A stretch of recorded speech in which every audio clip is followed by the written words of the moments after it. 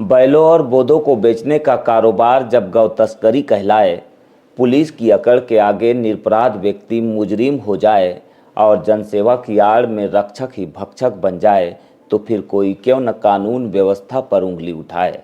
कुछ ऐसा ही हुआ झालिया निवासी कुमार सिंह मछिरके के साथ। इससे पहले कि हम आपको बहला पुलिस की इस करतूत का पूरा किस्सा सुनाए, आइए आपको सुनाते हैं पीड़ित का वो बयान। तो बहला थाना के पास से गया हूँ तो वहाँ कुछ नहीं हुआ है।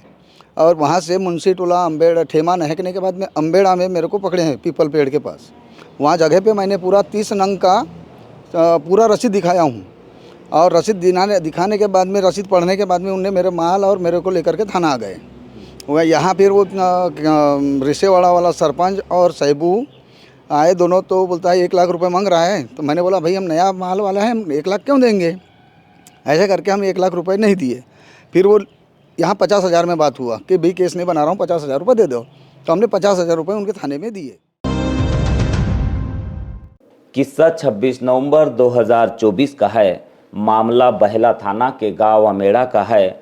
पड़ोसी राज्य महाराष्ट्र के गांव झालिया निवासी कुमार सिंह पुलिस की कार्रवाई से कुछ दिन पहले ही खेड़ेपार और आमगांव के बाजार से 16 नग बोदे और 20 नग बैल की खरीदी करता है। उन्हें बेचने के लिए वो बहला थाना के ठीक सामने से होकर छत्तीसगढ़ के लिए निकलता है। इसी दौरान पुलिस उसे थाने से 4 किलोमीटर दूर ये कहते हुए गिरफ्तार कर लेती है कि वह गौ तस्करी कर रहा है। पुलिस को इसकी मुखबिर से सूचना मिली होती है। पीड़ित कारोबारी अपने पूरे कागजात भी दिखाता है और ये बताने की पुरजोर कोशिश करता है कि वह तस्कर नहीं है। उसने किसानों से बैल और बोदे खरीदे हैं, जिन्हें बेचने के लिए वो छत्तीसगढ़ के छुई खदान जा रहा है। लेकिन पुलिस है कि सुनने को तैयार ही नहीं होती। कुमार सिंह को गिरफ्तार कर पहले थाने ले आती है। उसके बैल और बोदे थाना परिसर में खड़े कर दिए जाते हैं। फिर उससे पैसों की मांग भी की जाती है। सारे सबूत और कागजात होने के बावजूद कुमार सिंह पुलिस के आरोपों से बचने के लिए थानेदार को रिश्वत के तौर पर 50,000 रुपये भी गिन देता है। फिर भी पुलिस है कि उसे अपराधी बनाकर केस दर्ज कर ही लेती है। हालांकि इस पूरे मामले पर पीड़ित कारोबारी को कोर्ट से तत्काल राहत भी मिल जाती है। सबूतों के आधार पर उसे जमानत मिल जाती है और पुलिस को उसके बोदे और बैल भी सुपुर्द करने पड़ जाते हैं। कुछ डॉक्यूमेंट्स थे आपके पास? उनके पास रसीद है ना सर उनका। अच्छा। हाँ, उनका पूरा बाप आपका नाम सबका नाम है, खोलगढ़ का है, बोरी का लिया था, सबका खेड़ेपार में ही रसीद बना था। फिर कैसे बहला पुलिस ने गौवंश तस्करी का मामला पंजीबद्ध कर वो दिया? बोलता है कि भाई हमको मुखबिर ने बताया, तो हमको मुखबिर कौन है वो बताना चाहिए। और अपन गरीब आदमी है, तो हमारा 5 लाख का नुकसान हो गया इसमें भी फिलहाल। तो आप क्या चाहते हो? आप इसने शिकायत नहीं की है आपके साथ? शिकायत किया हूँ सब, मैं बालाघाट में भी किया हूँ और लांजी में भी किया हूँ और मुख्यमंत्री को भी लगाया था मैंने 181 में। अब वो मुख्यमंत्री से हेल्पलाइन से आया था, बोले तुमको मान्य है या नहीं। मैंने बोला नहीं है मान्य, मेरे को न्याय चाहिए, ऐसे बोला हूँ।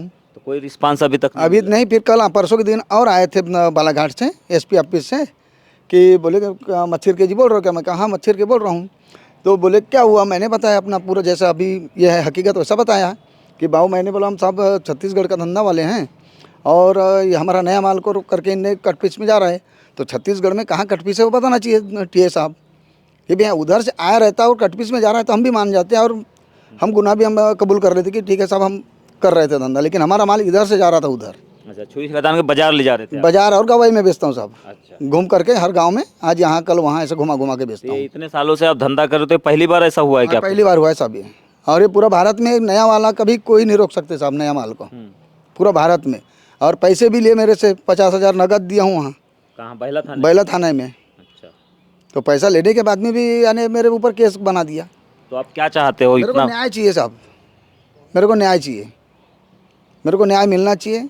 मेरा माल तो मिल गया, लेकिन जो अभी मेरा मान के चलो 5-7 लाख रुपए का नुकसान हो गया। अच्छा, माल छोड़ दिए क्या? हाँ, माल कोर्ट से छुड़ाया साहब। अच्छा, कोर्ट में लगाया था? हाँ, कोर्ट में लगाया तो कोर्ट से छूट गया मेरा माल। जमानत मिल गया? हाँ, जमानत बैल का मिला, मेरे को भी मिला। किस्सा अभी खत्म नहीं हुआ है। बहला पुलिस की इस करतूत से पर्दा उठाने के लिए पीड़ित कुमार सिंह एसडीओपी लांजी और पुलिस अधीक्षक बालाघाट को भी मामले की शिकायत करता है, लेकिन ना तो मामले में कोई गंभीरता देखने मिलती है और ना ही थाना प्रभारी पर कोई एक्शन लिया जाता है। तब जाकर पीड़ित कुमार सिंह लांजी क्षेत्र के पूर्व विधायक किशोर समरीते को इस केस की जानकारी देते हैं और वो लगे हाथ इस पूरे मामले में थाने को बर्खास्त करने की मांग कर देते हैं। साथ में सरकार की जीरो टॉलरेंस की नीति पर गंभीर सवाल भी उठाते हैं। देखिए, कुमार सिंह मच्छर के निवासी झालिया, जिसके द्वारा 26 नवंबर को आमगांव बाज़ार से 36 नग मवेशी, जिसमें 20 बैल और 16 बोदे थे, बैला थाने के पास से लेके छुई खदान जा रहा था। अगर ये गौवंश तस्करी का काम करता, मवेशी कटवाने का काम करता, तो इस इलाके में तो कोई स्लाटर हाउस है नहीं। अमरावती और बुल्ढाना इस इलाके में है, तो उसको उल्टी दिशा में लेके जाता। थाने के सामने से क्यों लेके जाता? पहला सवाल ही उठता है। और फिर थानेदार ने उसको थाने से 2-3 किलोमीटर आगे जाके ठेमा अमेड़ा गांव में पकड़ा है। वहाँ से इसको पकड़ के लाया, इसके साथी को पकड़ के लाया, जानवरों को पकड़ के लाया और फिर इसके ऊपर गौवंश तस्करी का मामला बनवाया। इन लोगों से मामला बनवाया, जानवरों को जब्त किया, वो तो सब ठीक है, लेकिन 50,000 रुपये नकद लिया। 50,000 नकद देने के बावजूद भी ये लोग जमानत पे छूट गए, इनके जानवर सुपुर्दा में मिल गए। पूरा का पूरा जो बहला थाना है भ्रष्टाचार में लिप्त है और जो थाना प्रभारी यूने है जो आया हुआ है, इसकी बड़ी शिकायत है। वहाँ की छोटी छोटी सिपाहियों की शिकायत है। वहाँ पे जुआ, सट्टा, शराब, तस्करी, दुनिया भर के उल्टे सीधे काम चलते हैं। तो मेरा कहना है इस पूरे मामले में एसपी को जांच करना चाहिए और पूरा का पूरा थाने को बर्खास्त करना चाहिए कि स्पेशल जांच कमेटी बनना चाहिए इस मामले में, एसआईटी बनाना चाहिए एसपी को। और जो इसमें वीडियो दिखाया है इसने मच्छर के ने, इस वीडियो की भी जांच होना चाहिए, क्योंकि थाने के परिसर में 3 लोगों ने पैसा गिनते हुए दिया है। तो बालाघाट जिले में भ्रष्टाचार का ये तो अभूतपूर्व मामला है कि थाने में पैसों का लेन देन हो रहा है, थानेदार के कमरे में पैसे गिने जा रहे हैं। ये अच्छी बात नहीं है। और जो सरकार की जो जीरो टॉलरेंस की नीति है मुख्यमंत्री की, प्रधानमंत्री की, इस पर भी सवाल उठता है। तो इस पूरे मामले को मेरा कहना है कि गंभीरता से ले और इस तरह की दोबारा कार्रवाई न हो और पूरा का पूरा थाना टर्मिनेट करना चाहिए। और जो भी इस तरह की दलाली कर रहे हैं उस थाने में, उन सबके खिलाफ कार्रवाई होना चाहिए। हम कह सकते हैं कि बैलों का व्यापार करते हैं, तो ऐसे मामलों में किस तरह की कार्रवाई या फिर पुलिस को कदम उठाना चाहिए? देखिए, आपने देखा होगा हमारे यहाँ बरघाट बाजार होता है। बरघाट में बड़े उन्नत किस्म के कृषि के जानवर मिलते हैं। फिर इधर लाल बर्रा होता है, इधर आमगांव होता है। तो जो किसान है, जो छोटे किसान है, जो ट्रैक्टर नहीं ले सकते, वहाँ से अपना मवेशी खरीद के लाते हैं। सरकार विधिवत नीलामी करती है।